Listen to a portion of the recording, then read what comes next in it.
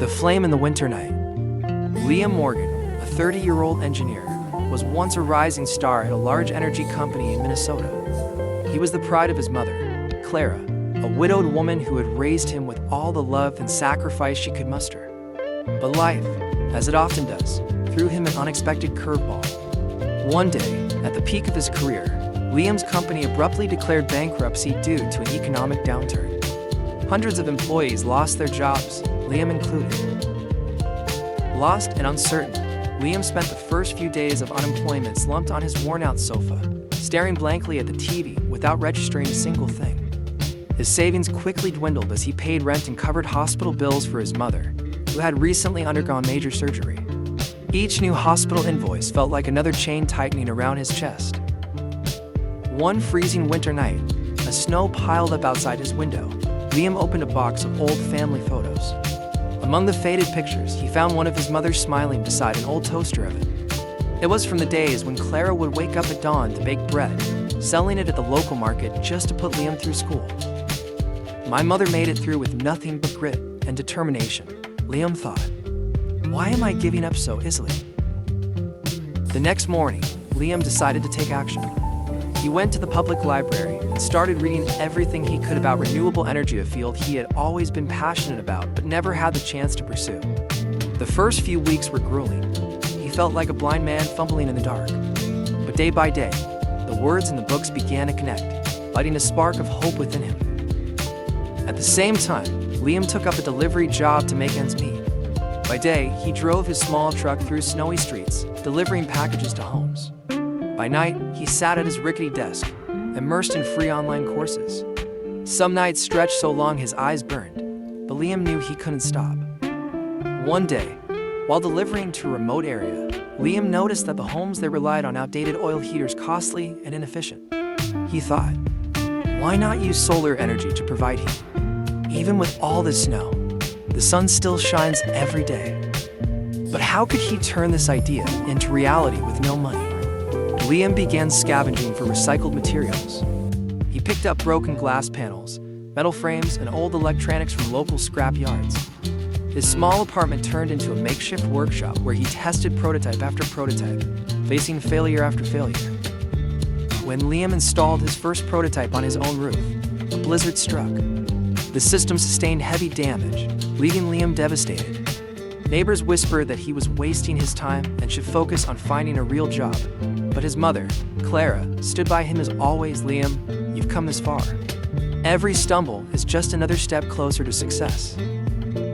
Her words gave Liam the strength to keep going. He improved his design, learned to address its weaknesses, and finally created a simple, efficient solar energy system tailored to cold climates. Liam decided to install his system for free at the home of an elderly couple in his town. They lived on a tight budget and couldn't afford to heat their home properly during winter.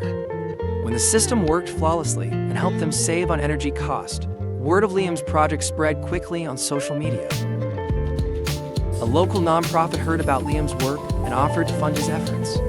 With their initial investment, Liam launched a small company called Solar Hope, dedicated to providing affordable solar energy systems for low-income families. 2 years later, Liam had not only paid off his debts, but had also expanded his company across Minnesota. Over 500 families benefited from his work, many of whom shared that thanks to Liam's system, they no longer had to fear the brutal winter cold. At a community awards ceremony, Clara, Liam's unwavering supporter, spoke proudly to the audience, "My son has shown that even in the coldest winter night, a single flame can light up the hopes of an entire town." Liam's story isn't just about overcoming hardship. It's a testament to the power of dreaming big and persevering. When we dare to act on our passions, we can transform the darkness into light, not just for ourselves, but for those around us. From an ordinary employee to a corporate leader, the journey of Alex Carter. Alex Carter, a 28-year-old office worker living in Chicago, was just another name among thousands of employees at the financial conglomerate Greystone. His job wasn't remarkable. He worked in the data management department, processing thousands of lines of information daily. Too many. It was just a monotonous job to pay the bills. But Alex always held on to a dream. He wanted to change his life and create something truly valuable for society. Alex grew up in a middle-class family. His parents were both school teachers. From a young age, he was taught that hard work was the key to success. When he graduated college, he didn't have influential connections or financial backing. His job at Greystone was his only shot at starting a career. But after 5 years of working there, he felt like a small cog in a giant machine. He often wondered, will I always be working for someone else's dream instead of my own? One day, while reviewing customer data, Alex noticed an issue. Numerous transactions were delayed due to the company's outdated financial management system. This not only frustrated clients, but also caused missed investment opportunities. Alex reported the issue to his superiors, but their response was dismissive. Don't worry. This system has worked fine for the past 10 years. However, Alex couldn't ignore it. He began researching modern financial technology fintech solutions. After many sleepless nights, he came up with an idea for a platform that could automate financial processes, reduce errors, and speed up transactions. Alex believed this idea had the potential to revolutionize the finance industry. With little savings, Alex decided to leave Greystone and borrow money from friends and family to start his own business. He founded a small company called ClearFlow in a cramped rental office with 2 close friends who shared his passion. In the early days, Alex worked tirelessly. During the day, he pitched his idea to potential clients, trying to convince them to test his system. At night, he and his team worked on improving the technology. At first, no one believed in a small startup like ClearFlow. Alex faced dozens of rejections from both investors and clients. Many nights, he sat in the dark, questioning if he was making the biggest mistake of his life.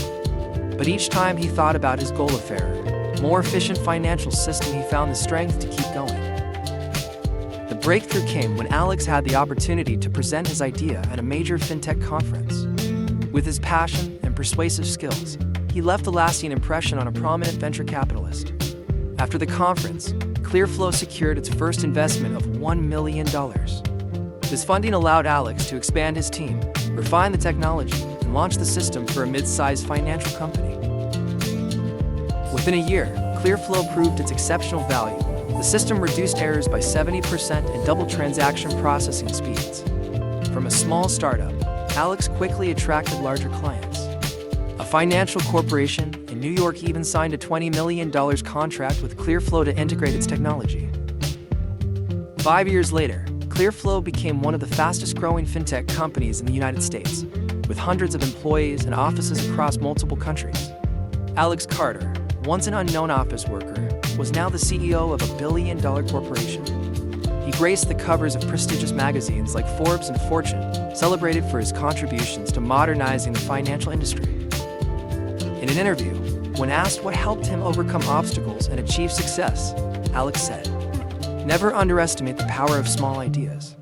Success isn't about having everything from the start. It's about starting where you are, using what you have, and never giving up on your dream." Alex Carter's story is not just about the journey from an ordinary employee to a corporate leader. It's proof that passion, persistence, and vision can completely transform a person's life. Mia's journey from waitress to food empire owner.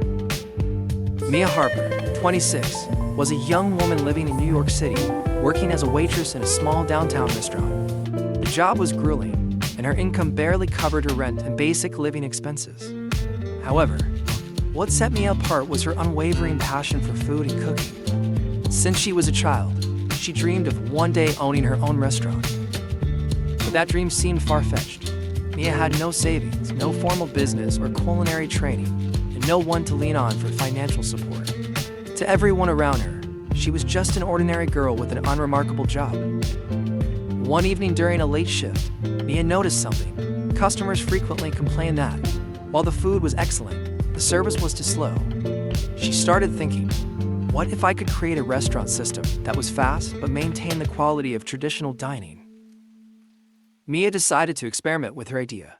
She spent her free time researching restaurant models, studying how to manage customer flow, and exploring technology that could make the process more efficient. Late at night, after everyone else had gone home, Mia stayed in the kitchen, testing new recipes that were simple yet unique. Mia had no capital, but she had passion. She began selling her meals online, targeting busy office workers who didn't have time to dine out. To keep costs down, she personally prepared the ingredients, cooked the meals, and delivered them herself. Each order came with a small handwritten note that read, "Thank you for supporting my dream." At first, her customers were just friends and former colleagues, but gradually, word spread about the quality of her food and her heartfelt service. Demand grew, and Mia decided to quit her waitressing job to focus entirely on her budding project. When Mia decided to open a small eatery to serve customers in person, she faced a major hurdle. No one wanted to invest in a young woman with no experience. Banks denied her loan applications, and investors dismissed her ideas, saying the food industry was too competitive.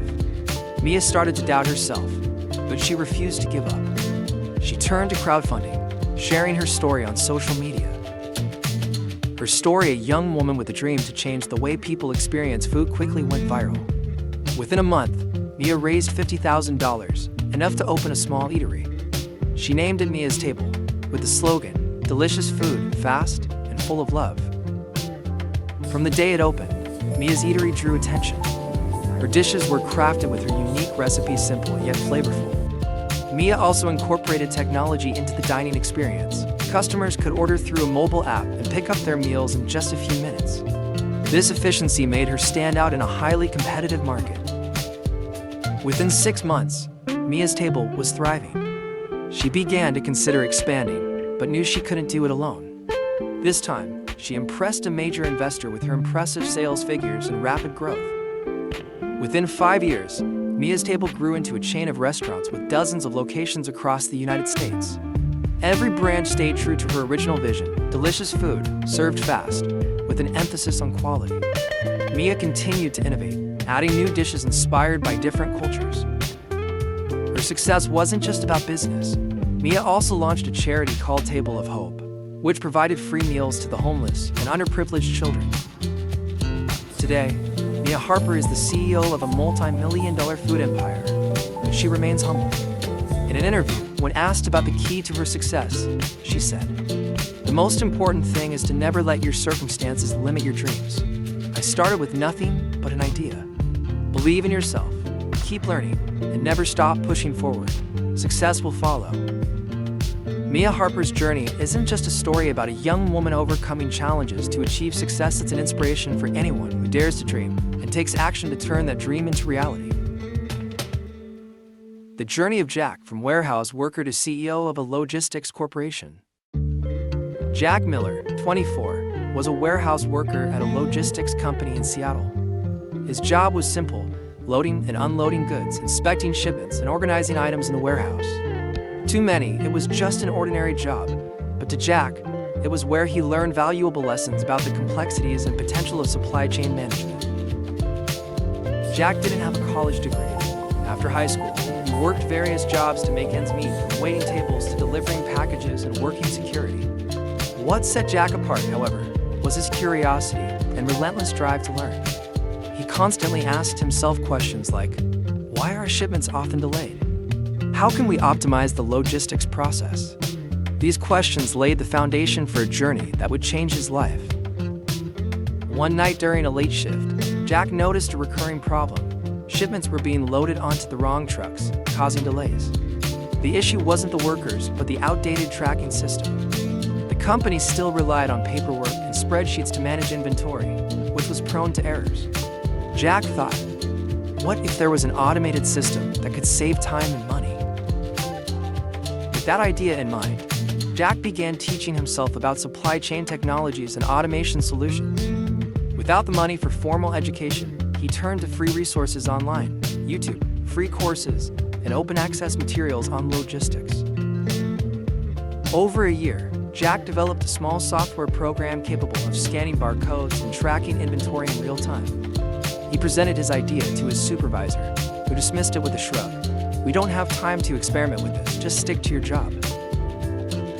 Undeterred, Jack decided to test the software during his shifts.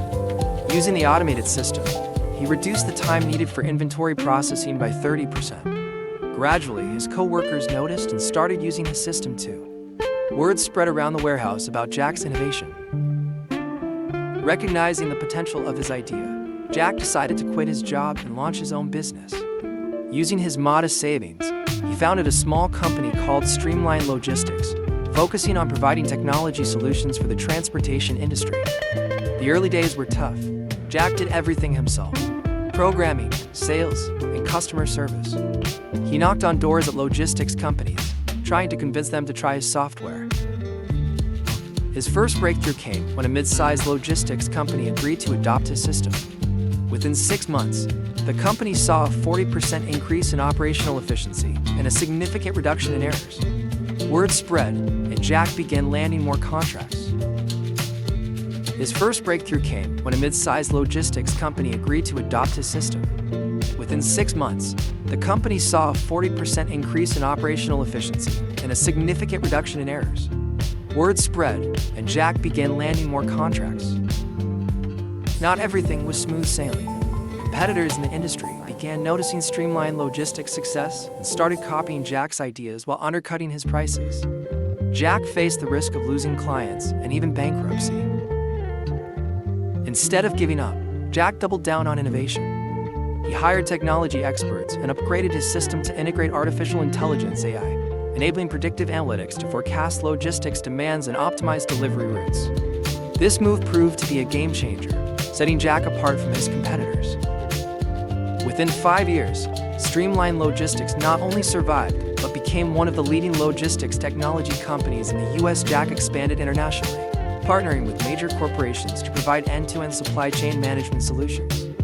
His company not only helped businesses save cost, but also contributed to reducing carbon emissions by optimizing transportation routes. Today, Jack Miller is the CEO of a billion-dollar corporation. He is not just a successful leader, but also a source of inspiration for many. During a talk at a university, Jack shared his thoughts. "I started in a cold warehouse with no degree and no resources, but I had one thing: the determination to make a change. Success isn't about starting big, it's about taking that first step, staying persistent, and never giving up." The love journey of Emma and Lucas, from enemies to lovers. Emma Taylor, a 29-year-old interior designer in New York, was talented, confident, and independent. She pursued perfection in her work and was known for her creative designs and strong personality. Emma firmly believed she didn't need a man to complete her life. Lucas Carter, 32, was an accomplished yet impulsive architect. He enjoyed experimenting with bold ideas, often disregarding strict processes or minor details. Though successful in his career, Lucas had never experienced a deep, meaningful relationship. To him, love was something that only distracted people from their goals. To people with opposing personalities had no idea that fate would bring them together in a way they would never expect. It all started when Emma's company partnered with Lucas on a major project, designing a luxury hotel in the heart of New York. Emma was responsible for the interiors, while Lucas handled the overall architecture. From their very first meeting, tensions flared. Emma thought Lucas's ideas were overly ambitious and impractical, while Lucas found Emma conservative and unwilling to embrace new concepts. You can't just sketch something visually appealing without considering how to execute it, Emma snapped during a meeting.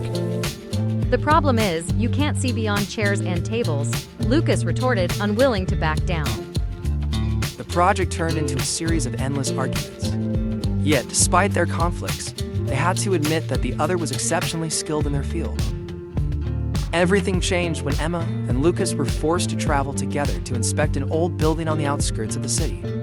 On the way, their car broke down in the middle of a heavy rainstorm. Stranded, they had no choice but to take shelter at a small roadside inn. That night, sitting by the fireplace, Lucas began to share his dreams, how he wanted to create buildings that were not only beautiful, but also meaningful to the community. For the first time, Emma saw a different side of the man she had thought was arrogant. She realized that beneath his confident facade was someone driven by passion and sincerity. Likewise, Lucas saw Emma as more than just a perfectionist. She opened up about the challenges she faced in establishing her career in a competitive industry, constantly proving herself in a male-dominated field. Lucas was struck by her strength and the sensitivity she kept hidden. For the first time, they looked at each other not as rivals, but as kindred spirits. After that trip, Emma and Lucas's relationship began to shift. They no longer argued as much, but instead engaged in constructive discussions. Emma found herself looking forward to meetings just to see Lucas. Lucas, on the other hand, felt an unexplainable void whenever Emma wasn't around. One late evening, as they worked together in the office to finalize a design, Lucas hesitated before speaking.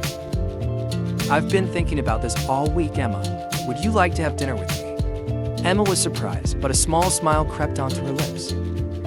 "All right, but you're not allowed to talk about work." Their first date was at a cozy restaurant near their office. They talked, laughed, and discovered they had more in common than they thought. Slowly but surely, their feelings for each other deepened. However, both were cautious, not wanting to disrupt the balance between their work and budding relationship. As the hotel project neared completion, a major issue arose. A mistake in the design caused delays and a significant cost overrun. The management demanded that Emma and Lucas take responsibility, even threatening to terminate their contracts. Under immense pressure, they decided to face the challenge together rather than blame one another as they might have in the past. Lucas spent nights revising the design, while Emma worked to optimize the interior cost. They labored tirelessly side by side, and ultimately not only saved the project but made it an outstanding success. The hotel became a landmark, earning widespread praise from critics and professionals alike. After the project was completed, Lucas took Emma to the hotel's rooftop, where he had quietly arranged a candlelit dinner. Taking her hand, he said, "Emma, we started with arguments, but you've made me a better version of myself. I don't want to be just your colleague. I want to be everything to you." Emma, her eyes glistening with tears, replied, "And you've made me believe that sometimes taking risks is exactly what we need to find happiness." 3 years later, Emma and Lucas not only excelled in their professions but also built a loving family. Together, they founded their own architecture and design firm, combining their talents to create unique, innovative projects. Their story became an inspiration to those around them, a testament that love can arise from the most unexpected places and transform our lives in the most beautiful ways. Love Through Letters, the story of Lily and Andrew. Lily Bennett was a literature teacher in a quiet little town in Maine. At 28, she spent most of her time teaching, reading, and tending to the small garden behind her house. Lily loved her simple life, but deep down, she dreamed of a special kind of love, the kind that made your heart race, like the stories she read in novels. Andrew Collins, 31, was a firefighter in Boston. His job was stressful and dangerous, but he took pride in protecting others. Despite living in a big city, Andrew felt an emptiness in his life. He had been in a few relationships, but had never found someone who truly understood him. They lived in separate worlds and didn't know each other, but fate had a strange way of bringing them together through letters. The story began when Lily bought an old desk from a local antique shop. While cleaning it, she discovered a small locked drawer. After some effort, she managed to open it and found a bundle of old letters tied with a blue ribbon. The letters were written by a soldier during World War II to his wife. Moved by the love story in the letters, Lily decided to rewrite them and share them on an online forum for literature and history enthusiasts. In her post, she wrote, "These letters are not just about love, they are a testament to hope and resilience in the hardest of times." Andrew stumbled across her post. A history buff himself, he was captivated by the story and left a comment. "Thank you for sharing this. These letters remind me that even in the darkest moments, love can endure." Lily saw Andrew's comment and decided to reply. From there, they began exchanging messages not just about the letters and history, but eventually about their own lives. After weeks of chatting online, Andrew decided to do something different. He wrote a handwritten letter to Lily, sharing details about his life, his work, and thoughts he had never shared with anyone else. Lily was surprised when she received the letter, feeling the sincerity in his words. She wrote back to him in kind. Their letters soon became a regular thing. They wrote about their days, their joys, their struggles, and even dreams they had never dared to voice. Though they had never met, Lily and Andrew felt a connection that neither had experienced before. Despite their growing connection, both Lily and Andrew were hesitant about meeting in person. Lily wondered if a bold and brave man like Andrew, living in a bustling city, could ever appreciate her quiet, simple life. Andrew worried that someone as thoughtful and refined as Lily might not accept the unpredictability of his life as a firefighter. One day, Andrew wrote, "Lily, have you ever thought that maybe we should meet? I'm not sure these letters can fully express how I feel about you, Lily, after several nights of contemplation, responded, "Andrew, I've thought about it too. But I'm afraid my expectations might make things complicated. I just need a little more time." Time passed, and the letters continued, but both could feel that their bond was yearning for something more. One day, Andrew made a decision. He would meet Lily, whether she was ready or not. On a crisp autumn afternoon, Andrew showed up at Lily's door with a bouquet of wild daisies in hand. Lily opened the door, stunned to see the man she had imagined through hundreds of letters standing before her. "I thought it was time we met," Andrew said, slightly nervous but sincere. Lily laughed softly and replied, "You're quite bold, but I think you're right." They spent the afternoon talking, walking around Lily's small town, and neither felt like strangers. Everything they had written about in their letters came alive, and both knew that their feelings were real. After their first meeting, Andrew began visiting Lily regularly. Eventually, he decided to move to her town to be closer to her. Even after they were together in the same place, they continued writing letters to each other as a way to preserve the magic of how they first fell in love. 2 years later, in Lily's backyard garden where they often sat together, Andrew knelt down and proposed to her. "Lily, from the very first letter, I knew you were the one I wanted to spend my life with. Will you marry me?" With tears in her eyes, Lily nodded and said, "You're not just the person I write to, you're the one I want to write my life with." Emma Johnson, from call center agent to e-commerce empire builder. Emma Johnson, a 27-year-old young woman living in San Francisco, used to be a call center agent for a major e-commerce company. Her daily job involved answering customer complaints, from delayed deliveries and defective products to refund requests.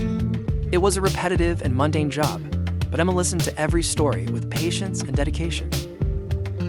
Although the job didn't bring her much fulfillment, Emma realized one important thing: customer complaints weren't just problems. They were opportunities. Every time she spoke with a customer, she took notes on the issues they faced and envisioned better solutions. One day, while taking a call from a frustrated young mother whose child's toy had arrived broken, Emma had a flash of inspiration. What if I created an e-commerce platform that only sold high-quality products, thoroughly vetted from start to finish? That idea stayed with her. Emma began researching the market and discovered a glaring truth. While there were plenty of e-commerce sites, few focused on quality and customer experience. Most were chasing quantity and low prices, which often led to dissatisfied customers. Emma didn't have much money, just a small amount of savings from her call center job. She decided to start with what she had. She taught herself basic website design through free online courses and began reaching out to small but reputable suppliers for partnerships. After 6 months of hard work, Emma launched a modest online store called Purely Yours, with the motto, "Only selling what we buy for ourselves." Emma managed everything herself: product curation, order processing, and customer service. Initially, Purely Yours only offered a few dozen items, but each one was carefully selected. She also added a blog section to share the stories behind each product, helping customers understand what they were buying. Starting out wasn't easy. Emma worked nearly 16 hours a day to keep everything running smoothly. In the early days, the website didn't get much traffic, and sales barely covered the cost. There were times when she felt discouraged, wondering if she was wasting her time chasing an unrealistic dream. But instead of giving up, Emma doubled down on what she did best: customer care. She ensured every inquiry was addressed promptly, and every issue was resolved thoroughly. Gradually, those first customers started coming back and even began recommending Purely Yours to their friends and family. Nearly a year after launching, a popular lifestyle blogger discovered Purely Yours and wrote a glowing review. That article quickly went viral, driving a surge of new visitors to Emma's website. Not only did sales skyrocket, but Emma also began receiving attention from larger suppliers who wanted to partner with her. Seizing this opportunity, Emma expanded her product catalog and upgraded her website. She also hired a small team to help manage orders and customer support. Within 5 years, Purely Yours grew from a small online store to a major e-commerce platform offering thousands of carefully curated products. Emma focused not just on selling, but on building a loyal customer community that loved her philosophy of quality over quantity. Purely Yours also became known for its outstanding customer service. Emma integrated AI technology to personalize the shopping experience while maintaining a human support team to ensure every inquiry was handled with care. Today, Emma Johnson is the CEO of a billion-dollar e-commerce empire. She frequently speaks at entrepreneurship conferences, sharing her journey from a call center agent to the founder of a thriving business. In an interview with Forbes, Emma said, "Never underestimate what you can learn from your current job, no matter how mundane or small it may seem. Those customer complaint calls taught me that every problem is an opportunity if you're persistent and creative enough to find the solution." David Parker's journey from delivery driver to tech logistics tycoon. David Parker, a 25-year-old living in Denver, Colorado, once worked as a delivery driver for a food distribution company. David's job was far from easy. He spent hours racing against the clock, braving freezing winters and scorching summers to ensure his deliveries arrived on time. Each day, he drove an old van for over 12 hours, earning just enough to cover rent and living expenses. David didn't shy away from the hard work, but he grew frustrated with the inefficiencies in the delivery system, delays caused by traffic, mishandled goods, and poor storage conditions. These problems not only disappointed customers, but also made his job increasingly stressful. David thought to himself, what if there were a way to improve the logistics system? Everything would be so much better. One evening after work, David started researching how large companies manage their delivery operations. He noticed that most relied on rigid processes with minimal use of technology for optimization. That sparked an ambitious idea. What if I could create a platform that uses artificial intelligence AI to optimize delivery routes in real time? David didn't have a college degree or programming experience, but he had a strong willingness to learn. He began taking free online courses in programming and experimenting with basic software development tools. Over the next several months, he dedicated his evenings and weekends to building and testing his ideas. After nearly a year of studying and tinkering, David created the first prototype of an intelligent delivery application he called SwiftRoute. This app used AI to analyze real-time data like traffic conditions, weather, and warehouse locations to suggest the most efficient delivery routes. David tested SwiftRoute during his shifts. Within a week, he saw remarkable results. Delivery times were reduced by 30%, and fuel costs decreased significantly. Some of his co-workers started using the app as well, achieving similar results. Realizing SwiftRoute's potential, David quit his delivery job to focus entirely on developing the project. However, starting a business was no easy feat. David lacked the funds to scale his idea or hire a team, and people were skeptical about trusting a young man without formal education or resources. Undeterred, David turned to crowdfunding. He recorded a short video sharing his story and explaining how SwiftRoute could revolutionize the logistics industry. His story resonated with many people, and within 2 months, he raised $75,000, enough to develop a full-fledged version of the app. David secured a contract with a small logistics company that agreed to use SwiftRoute to optimize its delivery operations. The results exceeded expectations. The company not only improved delivery efficiency, but also significantly reduced operational cost. News of SwiftRoute's success spread quickly, and other businesses began expressing interest in the solution. Within 2 years, David expanded SwiftRoute into a comprehensive logistics platform that not only optimized delivery routes, but also managed warehouses, tracked shipments in real time, and predicted delivery demand. SwiftRoute quickly became a prominent name in the logistics industry, attracting attention from major investors. David received millions of dollars in funding to scale the business, develop new features, and expand into international markets. In just 5 years, SwiftRoute evolved into one of the world's leading logistics technology companies, serving thousands of clients ranging from small businesses to multinational corporations. David didn't just change how deliveries were made, he sparked a revolution in global logistics. Today, David Parker is the CEO of a billion-dollar enterprise, but he remains grounded and humble. In an interview, when asked about his journey, David shared, "I started as a delivery driver, someone who truly understood the problems facing the logistics industry.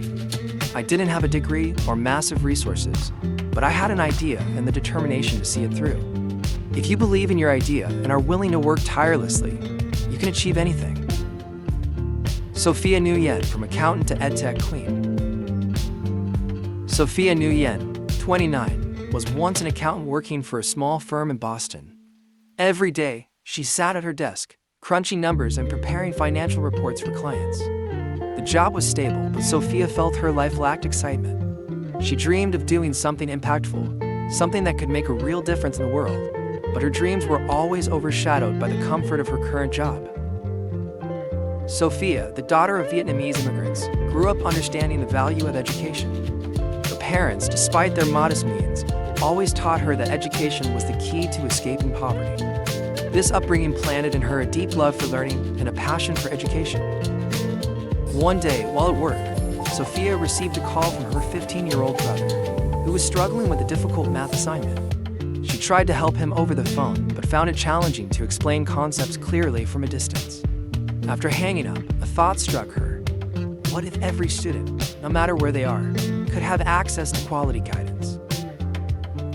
This question lingered in her mind for days. Sophia realized that her brother wasn't the only one struggling. Many students around the world lacked access to good teachers or proper learning resources. She began envisioning an online platform where students could learn from the best educators anytime, anywhere. Sophia had no background in technology or programming, but she was determined to learn. After work, she spent hours taking free online courses on web design and software development. With her limited savings from her accounting job, she hired a freelance developer to help her build the first prototype of her learning platform. She named the project Edisphere, an online education platform connecting students with teachers worldwide through virtual classrooms. Edisphere not only offered lessons, but also integrated AI technology to personalize learning content, helping students progress at their own pace. Sophia quit her job to focus full-time on Edisphere. However, starting a business was far from easy. No one believed in a young woman with no tech background trying to succeed in the competitive world of online education. Investors turned her down, and her platform initially attracted only a handful of students.